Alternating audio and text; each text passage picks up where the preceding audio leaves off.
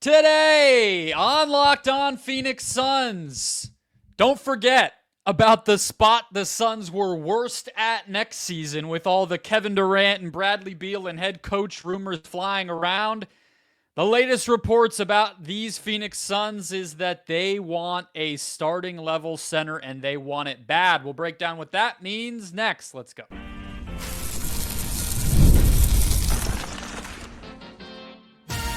You are Locked On Suns, your daily Phoenix Suns podcast, part of the Locked On Podcast Network, your team every day. Welcome back into Locked On Suns. I'm Brendon, Kleen, a staff writer at Awful Announcing and a credentialed Suns media member. Thank you for making Locked On Suns your first listen here on this Thursday. Don't forget Locked On Suns, free and available on all platforms, including YouTube. Just click that follow or subscribe button. Do it. Thousands of other Suns fans have already done. Become an everydayer and get locked on to the Phoenix Suns right here each and every day. We've got a lot to get to. Today's episode brought to you by the FanDuel Sportsbook. Make every moment more. Right now, new customers can get $200 in bonus bets when your first $5 bet wins. We'll get to them later on in the show after big man talk galore. Joining me to do that, as always, from the Wild West Valley, my fellow Suns credentialed media member. How are we feeling? Ben Garcia. So good, because the Suns continue to provide topics for us. We should be struggling more than we have been, and we have not been struggling. And on top of that, the everydayers are like, they're putting in work, man. They're watching, they're following, they're going after us. It's amazing. I couldn't be better. I mean, give it another day and maybe the Suns screw something up again, but today I'm good. I mean, I would say check out the Oso Ryan Dunn episode, guys. You don't have to always chase after the messy clicks. We could talk about the actual team sometimes, and you can check those episodes out too. But all right, actually, we got Jake Fisher. Yeah. We got Jake Fisher on Mark Stein's newsletter this here Wednesday with a couple of different nuggets about the Suns. The one we're going to focus on is him saying, quote, him writing, quote, one roster rumble that has emerged from the desert. Sources say that Phoenix, whether or not Durant is ultimately dealt before training camp, will be prioritizing the addition of a starting level center this offseason. The Suns want a further upgrade on the moves, that they made during the season to deal Jusuf Nurkic away and replace him with Nick Richards. So, we'll get there in a second, but the other part of it, Ben, that we should address too is that Jake Fisher reports that a return to the desert next season for Kevin Durant has not been fully ruled out, and that Phoenix has, quote, not yet initiated any trade bidding for its superstar forward. What were your thoughts on that? We've spun around in so many circles in so many different directions on the KD side of things that it didn't shock me to see that, but obviously it's going to get some attention because he's one of the biggest dominoes of the whole NBA. That to me was, my only thought was that I believe is the Suns saying, you better get your offers up, because what we're here, because everyone's doing the Rockets just told everyone they don't want Devin Booker and they want Jalen Green. Like the Spurs, the 76ers no longer interested in KD. Yeah. Everyone is posturing for the offseason. The Suns are also doing that. I don't know if it actually means that the Suns are actually thinking about keeping KD, but I know that they're sending out to the world like, hey, man, we're cool here. If you Rockets want to top out again the semifinals, you go ahead and knock yourself out.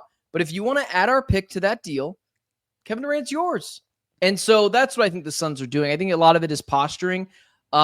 Just like how everyone else talked about how the Durant trade is unlikely to happen until July at the earliest. So what would be the sense, like to see them say, oh, they haven't explored, they haven't started to initiate any bidding, which is a, very writer way of putting it. Like what would they be doing right now? Right. Like what type of big mega trade happens in mid-May? They don't even have a head coach. So it's not a surprise. It doesn't necessarily tell us one thing or another, but you're right. It tells us that the Suns are trying to keep their cards a little closer to their chest than maybe they have in the past, and that's probably a good thing. But let's get to the big man side of it, which is that the Suns want a, quote, starting level center. Now, obviously, Ben, that's eye of the beholder. Starting level to me, and you might be different than Brian Gregory or Matt Ishbia, but I think that gives us a good benchmark. And to me, right off the top, we're going to get into trades for Grayson, trades with Durant involved, trades with Royce O'Neal,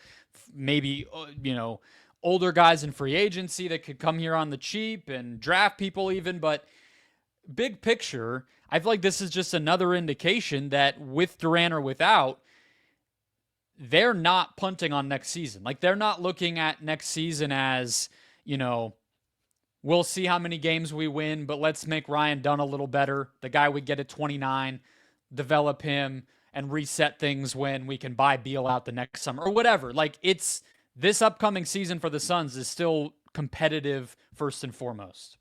Why would they punt? Like, to, the casual fan out there, why would they? The Suns have no interest in punting next season. It's the same thing with the Milwaukee Bucks. The Bucks don't have their own picks.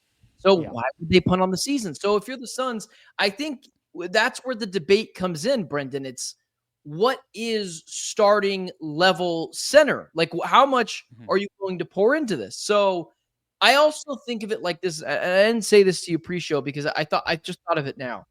You and I have always talked about a Kevin Durant trade, looking towards like Jabari Smith, Tari Eason. Save your comments, Houston Rockets fans. We're not going there. What if this is synonymous with Kevin Durant? What if the Suns are looking for a center back in a Kevin Durant? Maybe.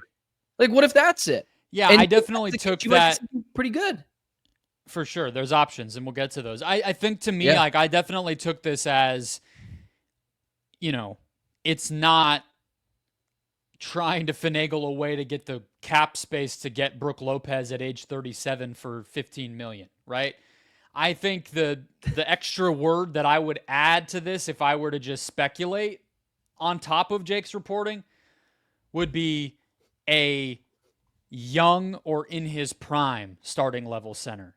Not somebody who's already on a huge contract and may or may not be worth it. Not so that's not Cat, right? Or something like that.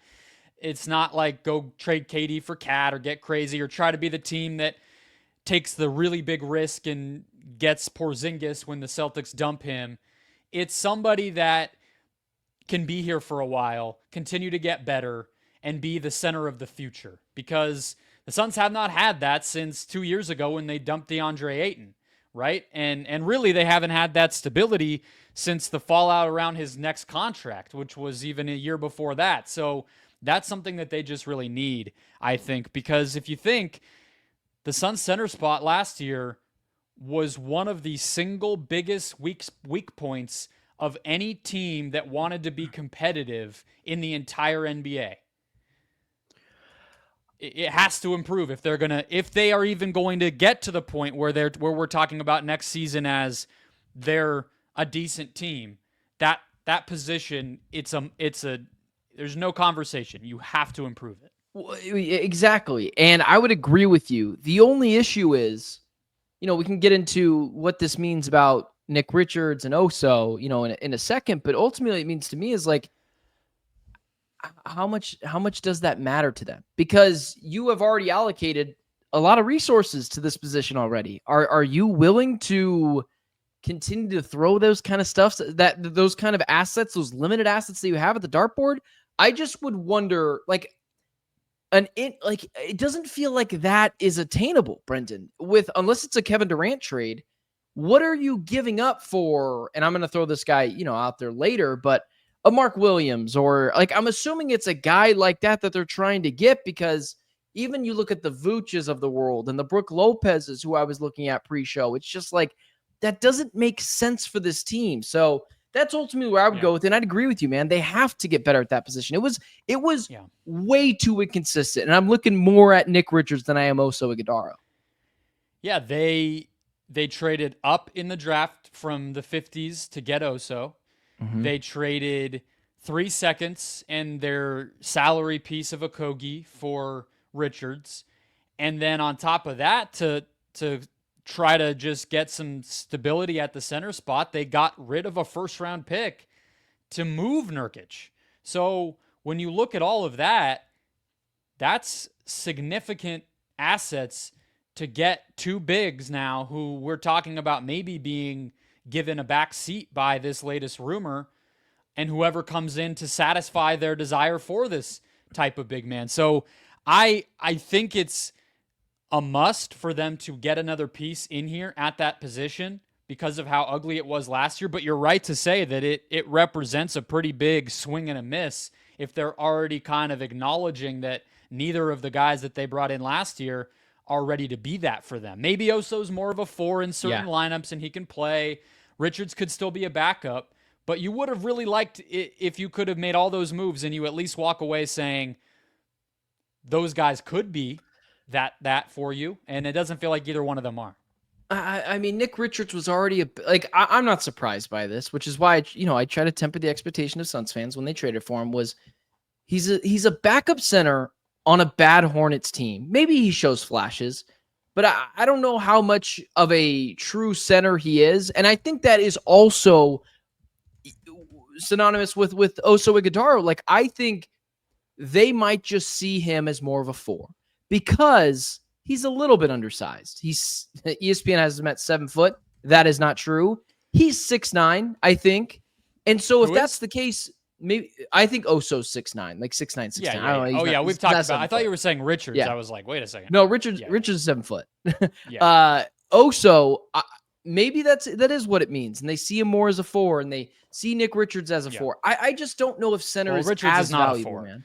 Sorry, he's probably a backup 5, like you said, and I think Oso could be a 4. Sorry. But yeah, it's not that, like, you're right. Like, this doesn't mean that they're punting on those guys, but it clearly means that if the benchmark is starting caliber, I think we can say they don't see either of those guys as starting caliber 5. So let's get to who they could get. Right? Who fills that? Whether it's in a Durant trade or some of the other pieces they have, and I'll review what they have because we're into that time of year where it's important to just keep that in mind, and then we'll close out with some free agent options on the cheap and even some draft names to keep an early eye on next.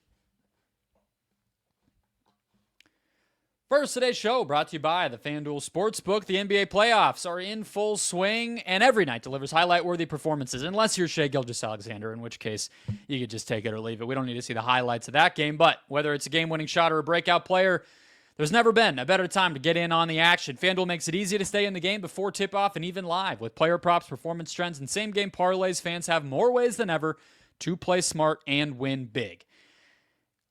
Here's how you get your bonus money today. All right, guys. WNBA, the reigning champion, New York Liberty on Thursday night are at Chicago, but Chicago is coming off an epic beatdown at the hands of the Indiana Fever. Meanwhile, the Liberty are very, very, very good. So lopsided -700 in favor of New York.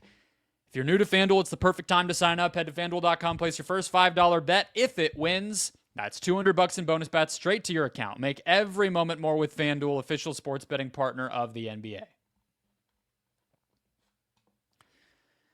Alrighty, Ben, let's get into the nitty-gritty on Jake Fisher's report that the Suns want a starting caliber center. Who could that be? Can we review what the Suns have to trade, since we're really getting specific away from Durant for the first time this summer? Would that be helpful? Yeah. Yes, I think it would be, because I think I could name all the assets we have, but I would say they have. I'm going to let you say it, but let me guess really quickly. I'm pretty sure it's 3 firsts and 1 second-round pick that they have.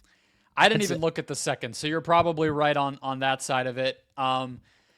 Yeah, so the thing that maybe didn't get enough attention because it didn't really matter in the moment when the Suns made that weird pick with the Jazz, that weird trade with the Jazz to give up their 2031 pick and split it up, was that it was, we both didn't love it, but what it did is it gave them a guaranteed draft pick in 2025, 7, and 9, and because in the opposite years, they still technically have their pick because they just gave up the swaps to the Wizards, and then they re-swapped it to make it even more messy with Washington and with Memphis and Orlando. But it allows them to trade a lot of those picks now.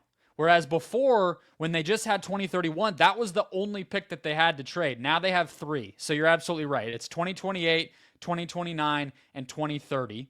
Those are the 3 draft picks that they're allowed to trade. They can't trade 2032 after draft night like a lot of teams can, because that's frozen because of the second apron. And then they have 2 contracts basically that I think we can talk about here aside from Durant, which is Grayson and Royce. $15.6 million and then $16.8 after July 1st for Grayson. And then for Royce, it's 9.3 and then 10.1 after July 1st. So that means if it's on draft night, it's the first number. If it's in free agency time, it's that second number because the new league year has started. Not too messy, and then the second round pick that you mentioned. But that's kind of what the Suns are working with. It's not nothing, but it's definitely not going to outbid many teams if you're talking about highly coveted centers. So who were the names you had on your list in the back of your head here when it comes to Durant trades? Let's start there. Okay. Because I didn't prep for that because I didn't really think of it until now. But I do have one. Well, we can go quick on it because we've talked about all of them before. Absolutely. Let's go quick. But after I kind of said that to you, like I think it's synonymous, that report of maybe they want a center back for Kevin Durant. Brendon, what about Naz Reid? I mean, if the Timberwolves are down 1-0 in that series, and I'm sure this is a guy you already pointed out, this is not crazy. But what if the Suns go less on picks and they're like, McDaniels, Naz Reid? Maybe that's too much. I don't know. Or Naz Reid is the centerpiece. That's a guy that would fit really well with Devin Booker. Good defensive anchor, former six-man of the year, good three-point shooter. I had him. Yeah, I Naz Reid. He's struggling in the playoffs, but I think he is exactly in the mold of the player, and he was older when he came out, so he's kind of in his prime already. He's going to be up for a new contract, which is what makes trading him at all a little bit complicated. And then also you just are putting yourself in position to give him his next huge contract, and that brings complications. But yes, absolutely. The other ones we've definitely talked about, Isaiah Stewart with Detroit. Yep. I think that deal is still a long shot, but we've mentioned his name. He's a little smaller, but he's a spacing big who plays solid defense in terms of positioning and post defense, whatever. Khalil Ware, we've brought him up 100 times. Yep. If he ever were to become available in Miami, that's probably the best option in my head that we'll talk about today. And then on a smaller scale, not somebody who's going to be a future guy, maybe not huge minutes, but Mitchell Robinson from the Knicks. Because Mitchell Robinson can't shoot the ball at all. I've thought about him before, in a Kevin Durant trade. I think I'm just out. On Robinson, but all the other guys, I want to add another name to that fire really quickly, or two names really. Gafford and Lively. We've talked about Lively before. He's a big guy. Now, doesn't shoot the ball super effectively, but those are two guys as well who I think would be added to that. Stewart, yes. I just don't know about the Pistons if that's a thing. But yeah, I actually had Gafford in my list. I did for too. Potentially with Grayson. I did too. Yeah, because his contract works there. There's already been a rumor that the Lakers could be a team for him just because of the Luka connection, obviously, and they badly need centers too. And they can outbid the Suns. Just right off the bat, right there is a team where any of the names we talk about, the Lakers could outbid the Suns and get them. So I'm not saying they will go after the same players, but I mean it like this so. before you look at me like I'm crazy. Do they have the players that the Mavs might want? Because I think the Mavs are trying to win now, right? I know they have the picks, but do they have the players that would fit with the Mavs? I mean, I don't think. Well, really I'm not even sure. I don't even necessarily know, to be honest, if the Mavs are trying to win now. We'll have to see how they handle the offseason. Fair. But totally fair. Not just with Dallas, just in general. My point about the Lakers. Yeah. I mean, they have Rui, they have Dorian Finney-Smith. If they really want to go crazy, which I don't think any of the guys we're going to talk about would make sense for this, but Austin Reeves is on the list. Yeah, Jared Vanderbilt's contract works, and then they have multiple options in terms of first-round picks, 26, 28, and 2031 and 2032. So, yes, I think the Lakers just have more to give. Sure. I'm not saying every team would like the Lakers package better, but I'm just giving an example where I think LA is very clearly more desperate than the Suns probably to give Luka a big and have more assets to do it. So just something to keep in mind. Who else did you have on your list when it comes to Grayson with his $15.6 and then $16.8 million contract? I just want to throw this out there. I texted this to you. I just want to get it on the record that you think I'm crazy. Outside of guys like, God, I'm not even going to try to pronounce his name, but Goga from the Magic, Wendell Carter Jr. from the Magic. These are teams that need shooting. So I think it would be scratch my back, I scratch yours. We don't need 15 centers on this team. Wendell Carter Jr., I just see as a little bit more versatile and I think would fit this team a little bit better. So that's one as well. I do believe Gafford with Allen as well. That's a team that needs some offensive scoring. What about the big fish, man? Now, this isn't fair because you're right. Other teams could probably outbid this, but do you think the Suns make a call on Mark Williams? Like Grayson Allen, your first round pick this year, your second round pick, maybe you throw an Oso. I'd have no problem throwing in Oso. Well, I think is that just crazy? Yeah, of course the Suns should call. That's not the Is it- part of it that's not the side of Yeah. it that would be the issue. Charlotte, Yeah. they already did a deal where they got a more valuable pick because LeBron will be retired, and Dalton Connect, who's, I mean, him versus Grayson, like, whatever, but he's younger at the very least, and he's 100%. cheaper. So Cheaper, too. he's more Yeah. valuable when it comes to that. So I think if that was already on the table, the Suns have to beat that. And the offer that the Suns could cobble together, it doesn't really beat that. Yeah. Do you think that they have to? So here's my only retaliation to that, and it's not a great point, but the Lakers did pull back on that trade. So maybe they were like, yeah, it's too much for Mark Williams. Now, injury stuff, failed the physical. I think there's some gray area there, but I think some of it also is like, maybe we got a little too carried away trading that much for Mark Williams. That would also be my other rebuttal to that. I think my favorite one of all of these though is Daniel Gafford, because I do think it's attainable, super athletic, defensive big, a lob threat around the rim. Remember Luka with Daniel Gafford? It's like two different players. So Gafford's probably my favorite. Do you have a favorite in this one? I think just, from this group, yeah, Gafford. I mean, he's the best. I would say, you didn't say Brandon Clark, right? That would be another I did not. name that I would throw. He's coming off a pretty major injury. I don't think of him as necessarily starting level for like a really good team, but as a stopgap for what the Suns are trying to be, he's pretty cheap, and he could be definitely somebody who starts. You would need to have a bigger option coming off the bench. Maybe Richards is that, maybe somebody better. Goga makes a lot of sense, though. We've been talking about him for years because he just doesn't even really play in Orlando. I had three more names with Royce O'Neal's contract.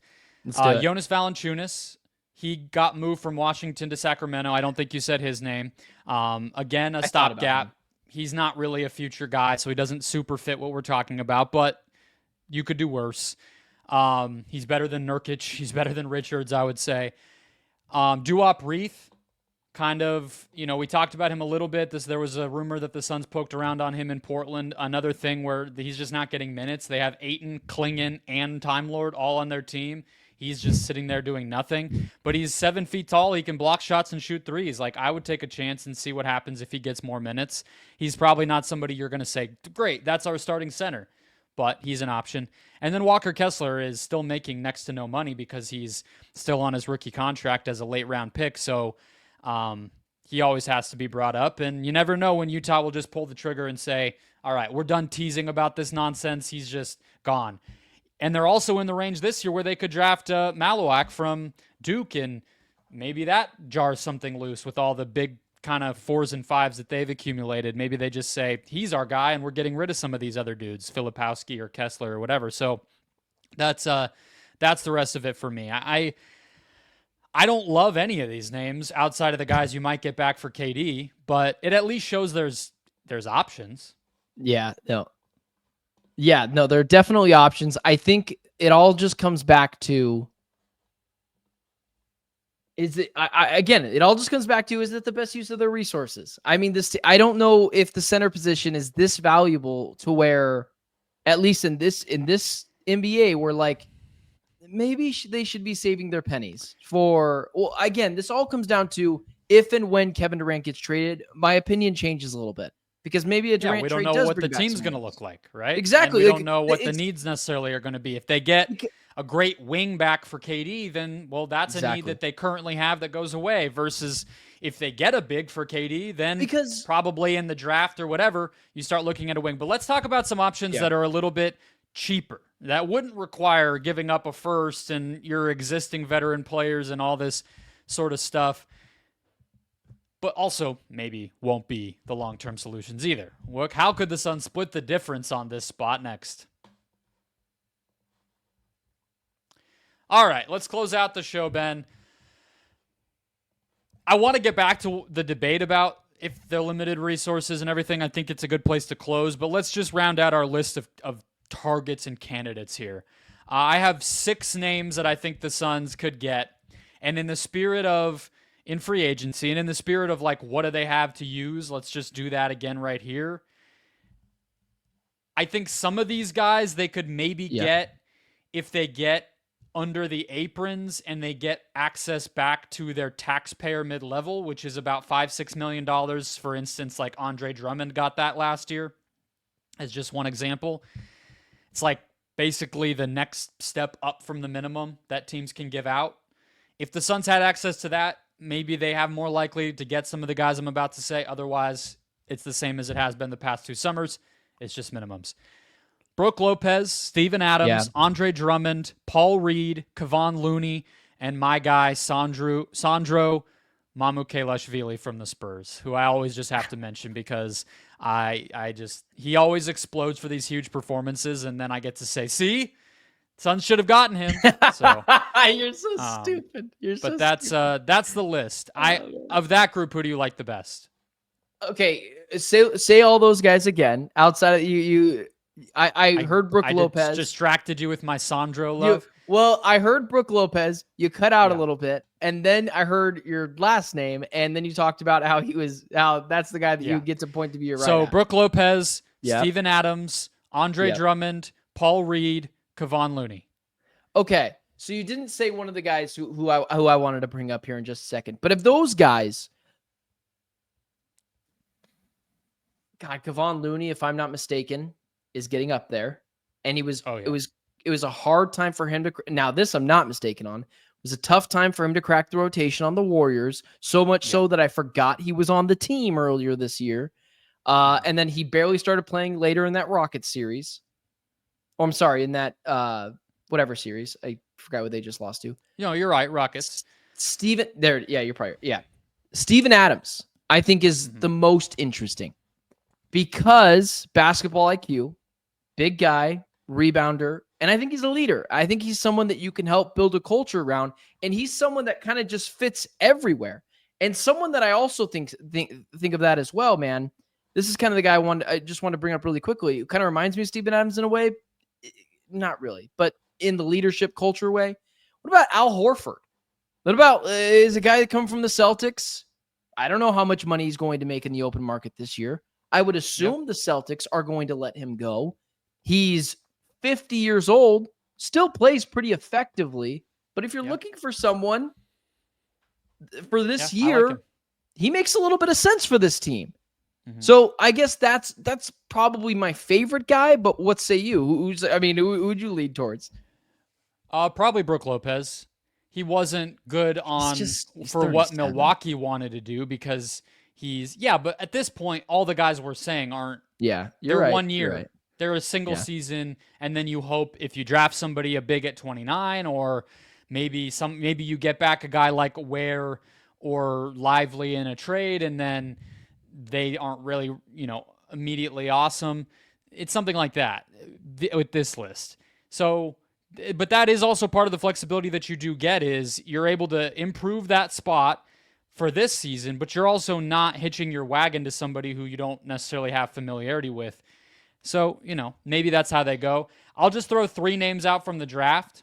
Yes. Just of who I've seen on around the Suns range. So, Maxime Reynaud, that's a dude that we brought up in the past few days on the pod because he's getting a lot of buzz from Stanford. Spacing big man, 7 foot, can shoot it. I think he's going to be higher than where the Suns pick because if he's already getting buzz a month from the draft, I doubt he's going to be at 29, but you never know. He could fall again or you never really can tell. Ryan Kalkbrenner from Creighton, another guy, 7 feet and can shoot it. He seems really low ceiling to me. He seems like one of those plodding guys who's never really going to be able to play in the playoffs and be, quick enough and mobile enough to defend the types of offenses that you have to in the NBA. That one I'm not really in love with. And then Johnny Broome from Auburn is a little bit more versatile, but also does shoot some threes. He's not quite like a 7-footer or whatever. I think he's listed at 6'10". But those 3 guys I'm seeing kind of between like the 25 to 35 range in the draft. Now, those we have no idea if they're starting level, and I really doubt the Suns would say, all right, the answer to all of our problems at the center spot from last year is this kid from Stanford you've never heard of. But it could be part of how they try to solve this problem this summer. If I'm not mistaken, Broom is also coming off of an injury. I think so, yeah. So Broom's coming off an injury. I'm just really quickly, unless your team is just awful, I'm kind of against starting a rookie outside of, like, of course, he's top 10 pick, or top 5 pick, like you start the guy. It's just so different in the NBA, man. Everything's faster. You're the smallest guy on the court, likely. I just don't see that being in any situation where the Suns are going to be starting that guy. With that being said, I like Broom just because I watched him at Auburn and is one of the few guys that I did watch this year in the NCAA. But I like Maxime, man. I've done a little bit of research on him. Just 2 weeks ago, he was mocked to the Suns. And now I looking up a mock draft, he's up to 22 now. Exactly. That's how this stuff always goes, right? I mean, if you followed the draft coverage for long enough, you can tell, okay, that guy has a couple of headlines from some insider. Well, okay, well, he's 5 spots higher than he was last week now, So that's probably how it'll go with him, but we'll see. I mean, if somebody else rises, then he falls again because there's only 30 picks. So, crazier things have happened. Ryan Dunn was buzzy and he fell. So, things can change. Did fall. Yeah. Broom's interesting, man. Broom's interesting. Yeah. I just didn't really think of him, but he was an anchor for Auburn this year and then obviously got injured. But played through the injuries, right? And they weren't too severe. So it's not like he's, out or anything, but no, he came just back. Something that you would have to monitor. He came back in the Final Four, if I'm not mistaken, but so wasn't, I mean, I think here's the thing about it. Like, every team needs wings, and I'm not going to pretend like Ryan Dunn solved that problem. The Suns need to get bigger everywhere. The Suns definitely need wings and forwards. I would feel great if they ended up with one, like even, I don't know, let's say Looney's freaking starting games for them, or Steven Adams is starting games for them this year, but they get Jaden McDaniels back in a trade, or they get OG Anunoby, or even Jabari Smith, and okay, well, that you still are checking a box. They can't do everything in one summer. Well, but what I would just say is I think that we can't forget how abominably bad the center spot was for this team. Like, every night we were talking about how they were actively losing games because of how much that position was a black hole. And so I don't think it's crazy to go into the summer with that as your A1 top priority because it was your A1 biggest problem throughout the whole year. So I think it would be worthwhile to really put resources into this if the opportunity comes for a guy that is worth it. Yeah, I think there's going to be a debate coming this week or next week between you and I where the Suns should allocate their resources and what the Suns' biggest issues are. Because last year you and I argued, wing, man, they got to get a wing, and they got Ryan Dunn. And you just said, I'm not so sure that solved their problem. Center position, point guard position, we're kind of back to where we were last year. So I think that's a good. Yeah, because they were bad. They were awful. We're literally back to where we were last year. They got swept. Outside of, so then we were like, how do they fix it? And then none of the solutions worked. So now we're back to how do they fix it? Right? So, okay, easy there for Ryan Dunn. Remember, we're not. He's untouchable, Luka style untouchable. I'm not saying that Ryan. I just said Ryan Dunn is part of the solution, but you can never have too many of those guys, and you literally need 2 of them to start. And they're about to trade KD away, so. At the bare minimum, they got to replace KD at that spot, and that's pretty big shoes to fill. So of course that's a need, but I think you also just have to kind of play the cards that you're dealt a little bit. You can go into a summer saying we want a wing, but if a great opportunity comes to get a center for good value, then I'm not going to argue with that because this roster has, like you just said, many needs, unfortunately. That'll wrap us up. Hit follow or subscribe if you haven't already. Become an everyday or one more show coming your way this week. List of 3 coaches soon. Maybe more of these crazy reports that Ben correctly notes keep coming our way. We'll see you tomorrow.